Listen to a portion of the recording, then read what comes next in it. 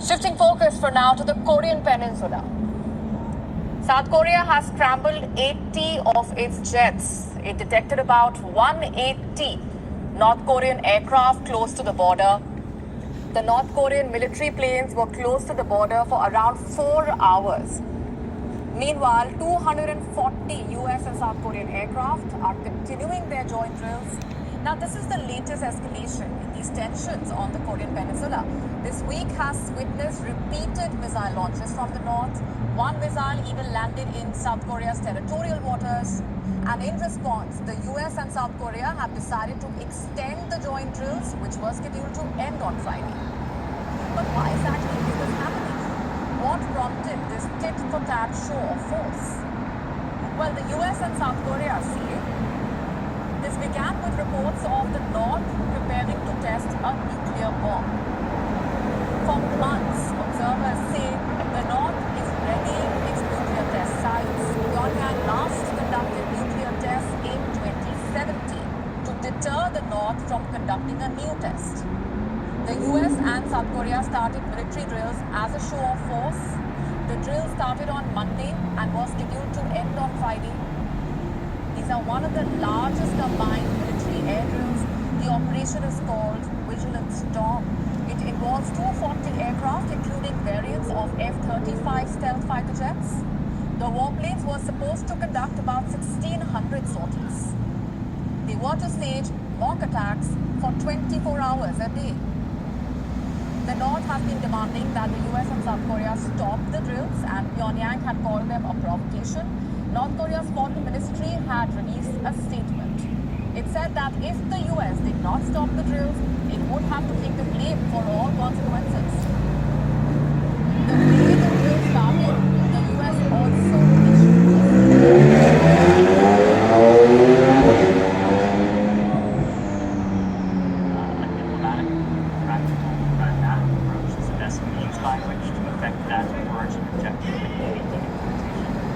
of the Korean Peninsula. We, of course, would like to see the DPRK engage in serious, substantial dialogue on this. Until now, they have not done so. We have made clear we don't have preconditions to dialogue. South Korea's Minister of Defense is in the US. The countries discussed their alliance and the increased tensions in the region. And at this time of heightened tension, our alliance is ironclad. The United States remains fully committed to the defense of the ROK. Our extended deterrence commitment is firm. It includes a full range of our nuclear, conventional, and missile defense capabilities. The leaders were asked if deterrence would include redeploying nukes in South Korea. The US had placed tactical nuclear weapons on the peninsula from 1958 to 1991. During his campaign, President Yoon Suk-yeol had suggested that the US could redeploy its nukes, but the South Korean Minister of Defense said that he did not think that they were needed for now. But he did have a warning for North Korea. Secretary Austin and I affirmed that any nuclear attack by the Democratic People's Republic of Korea, including the use of tactical nuclear weapons, is unacceptable and result in the end of Kim Jong-un regime by the overwhelming and decisive response of the alliance. Wion now available in all countries. Now we have now in all needs on.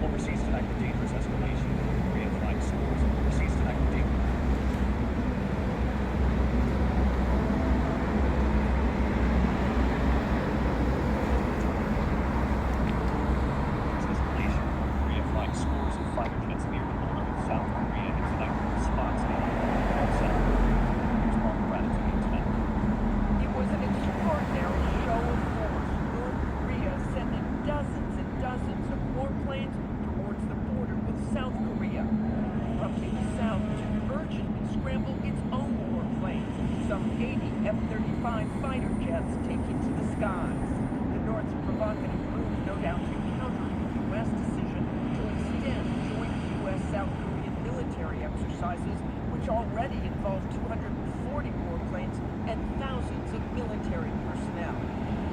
This, of course, follows Kim Jong-un's barrage of missile tests in the past few days, at least 30, including an intercontinental ballistic missile aimed toward Japan. This is an unprecedented level of activity. The intent here is to ramp up tensions as a prelude to a likely underground nuclear test sometime in the day. That test is expected any day, the first in 5 years. The U.S. warned that if it ever attacks a nuclear weapon, that would end its regime. The joint U.S.-South Korean military exercises end this weekend, with U.S. officials noting that will have any effect on Kim's desire to test the nuclear device. David? That is like on the scene here for election night as well. Thank you. Hi, everyone.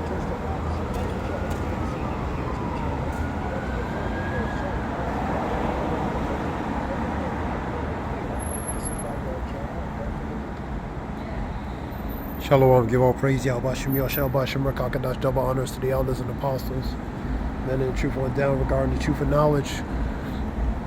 If the Wadi Yahweh Yahshua put in the spirit of the elders and apostles and the men in the truth went down so we can know this truth and knowledge and learn this truth and knowledge. And call holy Yahweh Yahshua Bashim, Rakakadash, give all praise, Yahweh Yahshua Bashim, Rakakadash. More news relating to between North Korea and South Korea. More warplanes were sent to the borders on both sides, man. That's Wion report and ABC News report. So more planes are being sent over. They were saying over 200 or something. Plus they doing Operation Vigilant Storm, pretty much. Because regarding these strikes that North Korea has been sending these missiles, and so this provocation, pretty much in the matter of speaking, the act of war of what North Korea is doing. So they're intensifying warplanes on the borders, man. This is another lesson related on the continuation relating to those, fires of missiles relating to North Korea, plus the pretty much the intensification relating to the continuation of missiles being fired. So the heightened alert of North Korea and U.S., man. I'm gonna get some scriptures.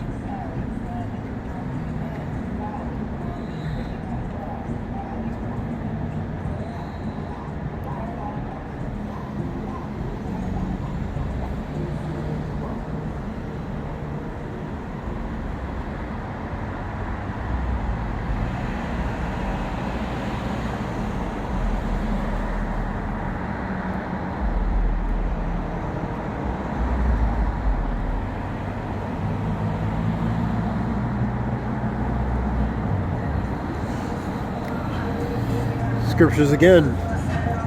Ecclesiastes 3 and 8. A time to love, a time to hate, a time of war, and a time of peace. So we're in a time of war, man. These nations are intensifying. The division between these nations, these great kingdoms, are intensifying. And you're going to, like I say, hearing the wars and rumors of wars, man. So not only hearing the wars and rumors of wars, but you're seeing these nations actually reacting militarily upon one another, man. So we're in a time of war. We're in a time of division. We're in a time of the sword. Yahweh Shemashah executing judgments, because the Lord's putting the spirit on these nations to pretty much fulfill prophecy, man. Let's continue on. So we're in a time of war, man.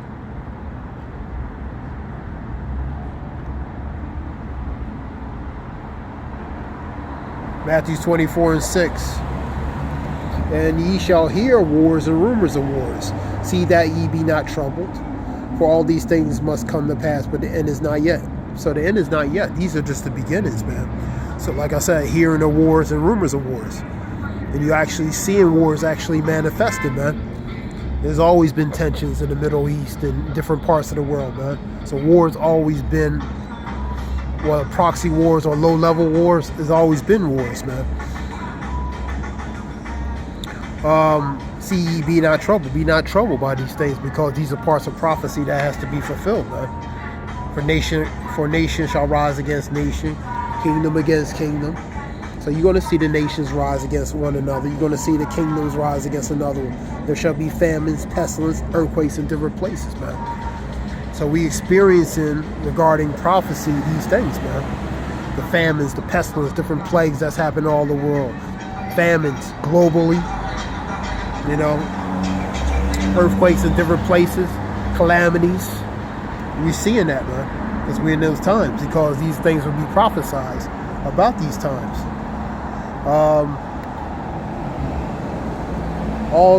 All these are the beginnings of sorrow. So these are the big beginnings of sorrows. Let me go back a few scriptures back.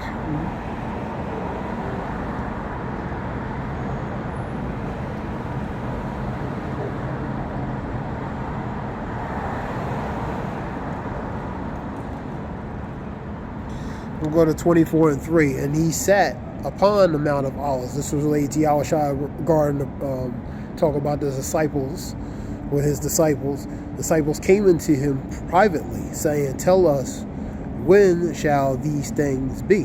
What things he's talking about? The things regarding in the end times, man. Regarding the end of the world, man.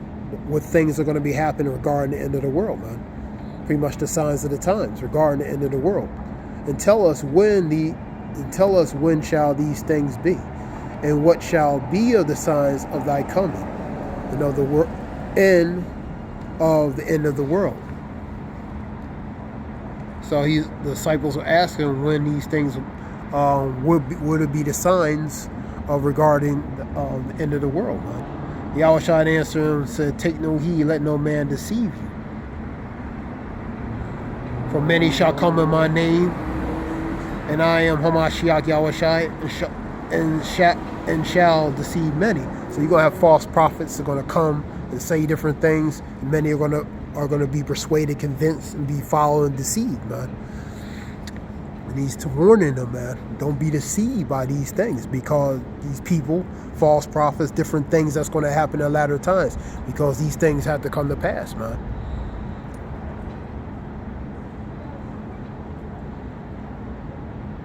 Okay, let's go to, I just wanted to get that scripture.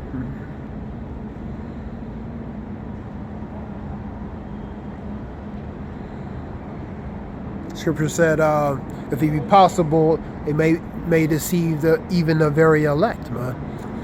So it's not going to be possible, because the elect are not going to be deceived. The scripture talks about,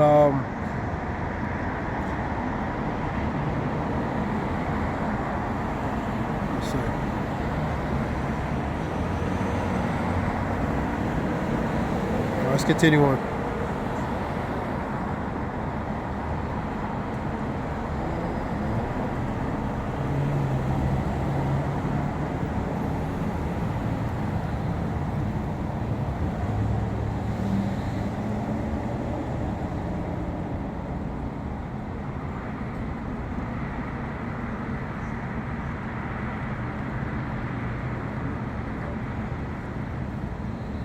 We go to Matthew 24. I'm just looking for something, Shalak.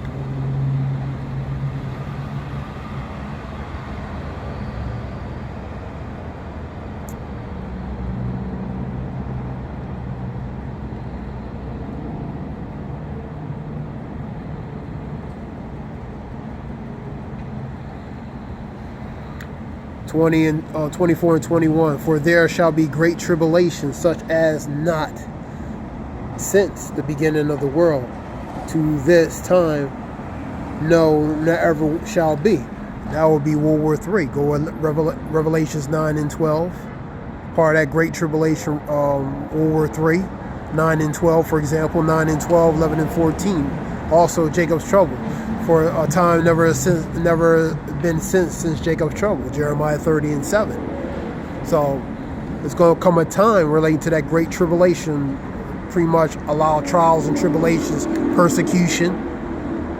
Go with 2nd Ezra 16:70 on down, persecution, you know, for the believers, the men of the Lord and the believers. So it's going to be persecution. It's going to be a time never has been. World War III, Revelations 13:16 on down, major prophecy. So that's part of the tribulation. Jacob's trouble, Jeremiah 30:7. Just like I said, World War III, that's going to happen. Part of that World War III's draft. People are going to get drafted. Go with 2nd Ezra 16 and 33 and 34.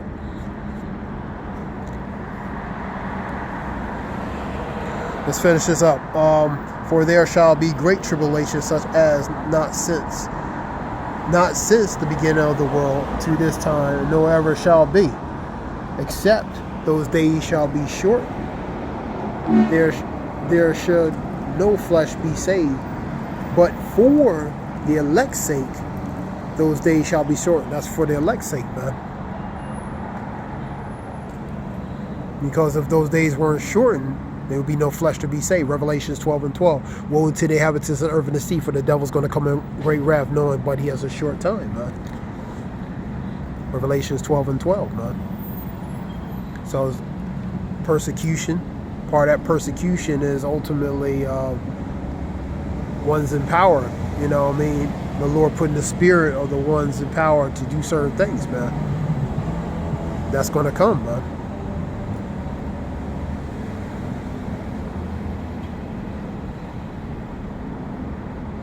Let's go back to go to 1 Thessalonians 5:3. For when they say peace and safety, then what? Sudden destruction. So they're gonna believe that's gonna peace is gonna be. It's gonna be like, you know, it's gonna be peace, but all sudden then sudden destruction comes, man. And that sudden destruction can be a variety of things, and World War III would be a major component of that example, man. It's going to pretty much catch the people off guard, man, like a thief in the night. Ezekiel 7:25, man. When they shall seek peace and find none. Paraphrasing. So they're going to seek peace, and they're going to think it's peace, but sudden destruction is going to happen, and there's not going to be no peace, man. You know, that's the kind of times that's going to happen, man.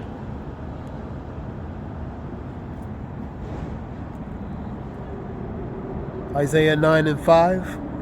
Get that one.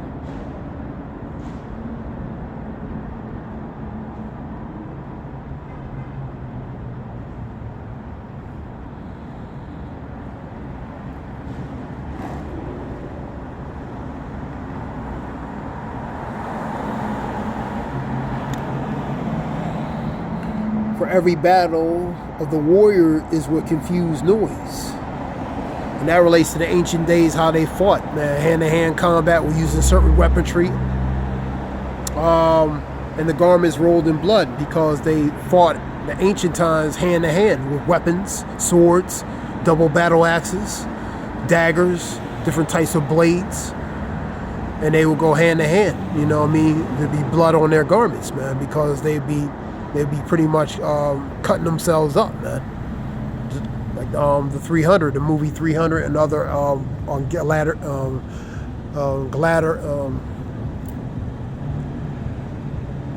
gladiator type movies, man. Shalak.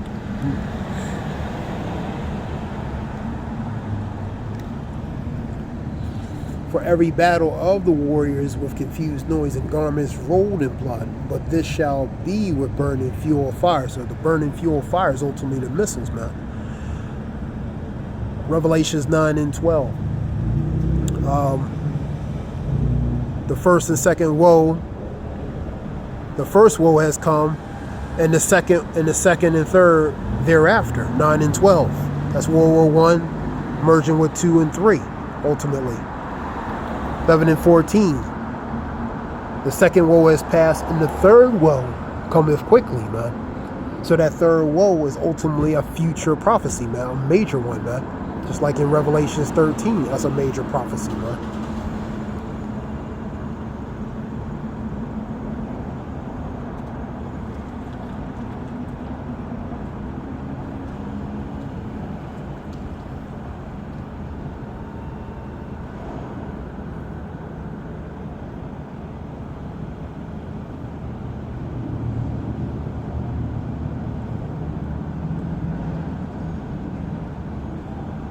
Proverbs 24:2. His heart studieth destruction, and their lips talk of mischief, man. Whose heart studieth destruction? That's the wicked, man. Isaiah 54:16, man. Let me get that.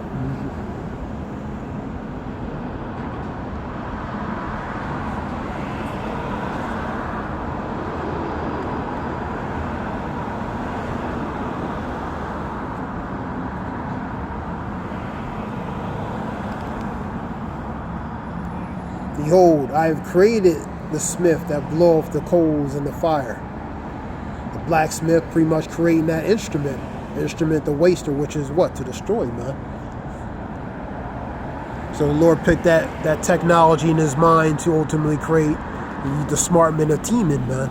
You know what I mean? They're scientists and physicists, man. You know, put that technology to create these weapons, man, which is a waster to destroy, man, which is these missiles, man, and different forms of weaponry, man.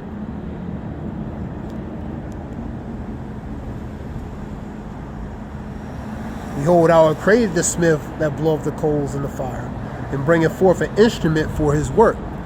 So that smith is forging and creating, man, an instrument, man.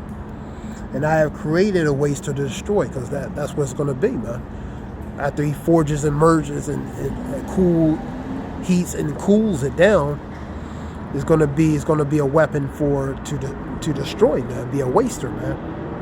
Waster is to destroy, man. And that's what relates to the missiles, man, ultimately. Let's continue.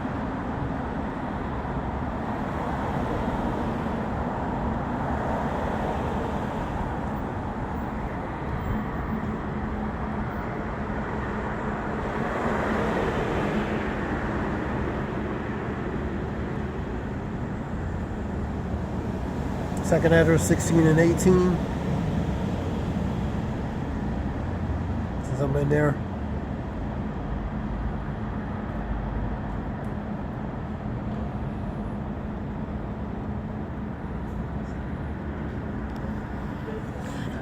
The beginnings of sorrow and great mourning. The beginnings of famine and great death. The beginnings of wars. So we in the beginnings of wars, man. We in the beginnings of sorrows, mourning, famine, death, wars, man. This is the beginning of wars, man. And the power shall stand in fear in the beginning of evils. Evils is perilous. Perilous goes to dangerous, bad, and evil times, man. And what shall I do when these evils shall come, man? Behold, the famine and the plague, tribulation, and anguish are sent. The scourges for the amendment. Scourges is the tool for punishment, to implement punishment, man. But for all these things, they should not turn from their wickedness, nor always be mindful of the scourges. So when all these things that's going on in society, people are going to still be in their little bubble, oblivious to pretty much not being affected by it. They're in their little bubble, thinking they're oblivious to the things that's going on around them, man. They're not going to take heed what's actually going on, and they're going to continue, man. That's why when 1 Thessalonians 5 and 3, for when they say peace and safety, they have that false sense of peace and safety because nothing has immediately happened, man. So because of that, they're going to underestimate the times that really what's going on and what's going on around them. And they're going to be taken like a thief in the night. So when they say peace and safety, the sudden destruction coming like a woman in travail, man. It's going to take them like a thief in the night, man. 6 and 21. Behold, the victual shall be so good cheap upon the earth, they shall think themselves to be in a good case. And that's that false sense of security, man. And even shall the evils grow, because these evils are going to continue to grow, man. It's like the calm before the storm. The storm is behind this calmness, man. But you don't see it, you know what I mean? Because because a mirage of a false peace and safety is pretty much being that wall in front of it, man, blocking it, blocking from a real reality that's behind it, man. All right, let's go. Shalak. Behold, victual shall be so good cheap upon the earth that they shall think themselves to be in a good case. And even then shall evils grow upon the earth, the sword, the famine, and great confusion. So these different waves of developments of events are building up. After the ones that you're dealing with, more are going to come behind it, stronger, more intensification, even more deadlier, man. For many of them that dwell upon the earth shall perish of famine, and the other that escape the hunger, the sword. And the hunger goes to the famine, man.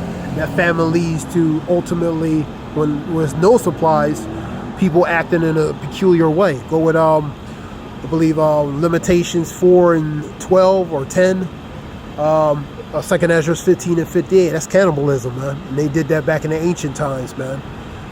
Scripture talk about let us daughters let us sodding our children. Sodding means to saturate, man. Really to eat, man. That's in Limitations 4th chapter, around the 10th, 11th, or 12th verse, man. So that was cannibalism. They did that. That's going to happen, man. Because if there's no food to eat, these people are going to do a lot of strange things, man. Putting it mildly, man. And also 2nd Ezra 15 and 58. For many of them that dwell upon the earth shall perish of famine, and other that escape the hunger shall escape the hunger shall the sword destroy. So you're not one, you try to escape one, inevitable, you're going to run right into another, man. Because there's going to be many things happen simultaneously or at the same time, man. And the dead shall be cast out as dung, and there shall be no man to comfort them, for the earth shall be wasted. Go with 24, 10 and 12 of Isaiah. And the city shall be cast down. That's the stated condition, how things are going to be regarding certain matters, man.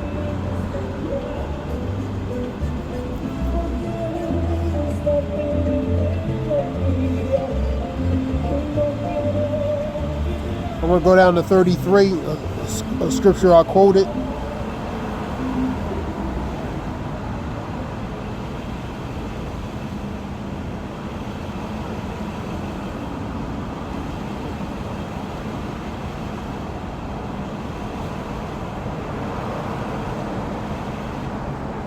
Second Ezra 16 and 33.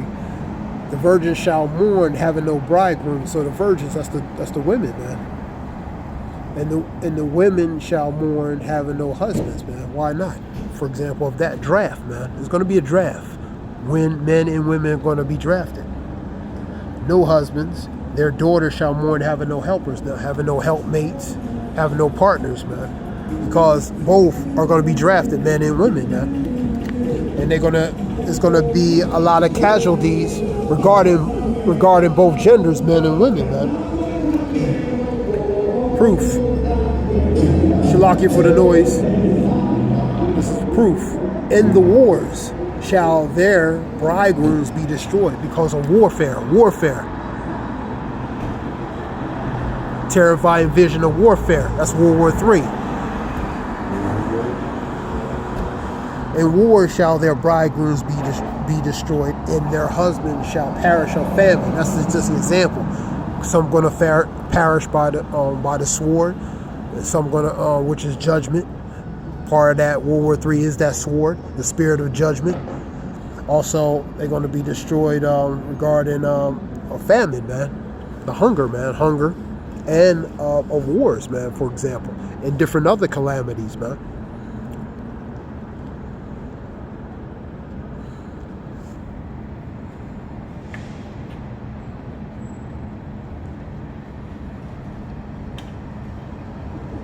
So these nations are preparing for war, man. Ultimately, man. These nations are preparing for what they know is going to come, man.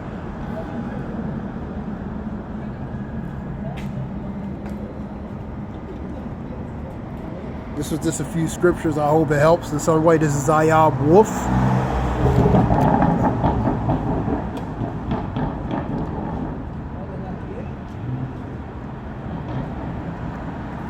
One more scripture, hold up.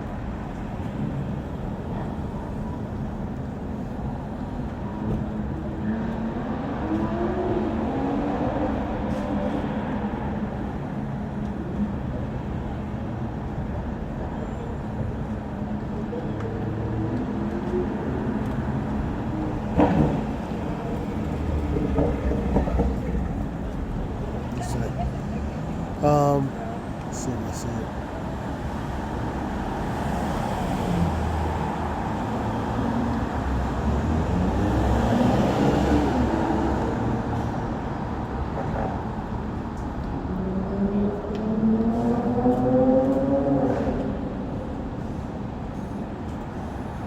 Here we go. 3:25 and 26. Thy men shall fall by the sword, and thy mighty in war. So the mighty men are going to fall in war. They're going to fall by that sword. So the men who are the valiant men are going to fight in war. They're going to fall by that sword, man. And her gate shall lament and mourn, and she, being desolate, shall sit upon the ground.